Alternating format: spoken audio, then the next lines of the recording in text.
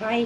இப்போ பாருங்க நம்ம சிறுகீரை பருப்பும் போட்டு கடையிறது எப்படின்னு பார்க்கலாம். சிறுகீரை ஒரு கட்டு நல்லா வாங்கி 3 வாட்டி அலசி இந்த மாதிரி வச்சுக்கலாம்.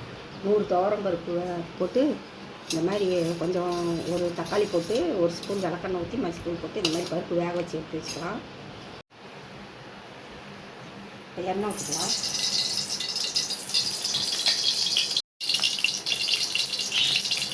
எண்ணெய் ஊற்றி கடுகு போட்டுக்கலாம்.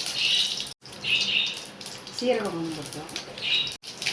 சீரகம் போட்டு பூண்டு ஒரு 6-7 பல்லு பூண்டு பொடியாக நறுக்கி போட்டுக்கலாம்.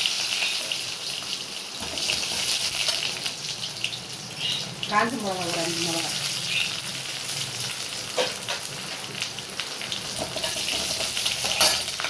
இந்த வெங்காயம் ஒரு 100 தான், கருவேப்பிலை,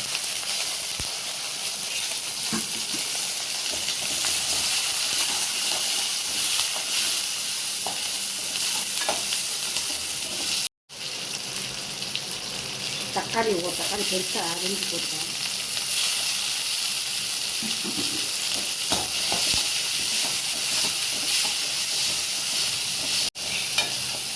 தக்காளி போட்டு வதக்கி வச்சு இப்போ சிறுகீரை கழுவி வச்சதை இதை போட்டுக்கலாம்.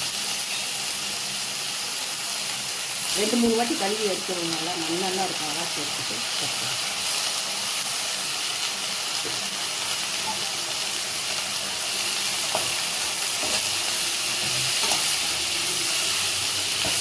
இது கரைஞ்சி சாப்பிட்டா சூப்பராக இருக்குது.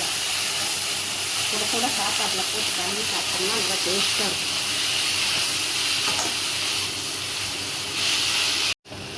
இப்போ வேக வச்ச பருப்பை இதில் போட்டு ஊற்றிக்கலாம். துவரம் பருப்பு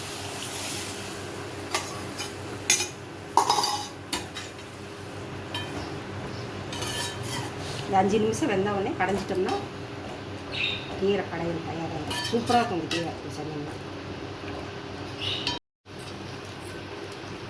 இப்போ பாருங்கள், கீரை வெந்திரிச்சு. உப்பு போட்டுக்கலாம்.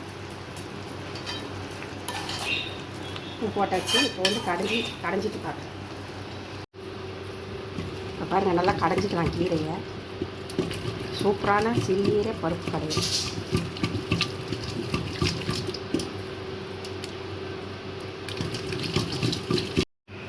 பாருங்கள், கீரை கடைஞ்சாச்சு. பருப்பு போட்டு நல்லா கடைஞ்சாச்சு. சூப்பராக இனிமேல் நீங்களும் செஞ்சு பாருங்கள். எப்படி செஞ்சு பார்த்து சொல்லுங்கள்.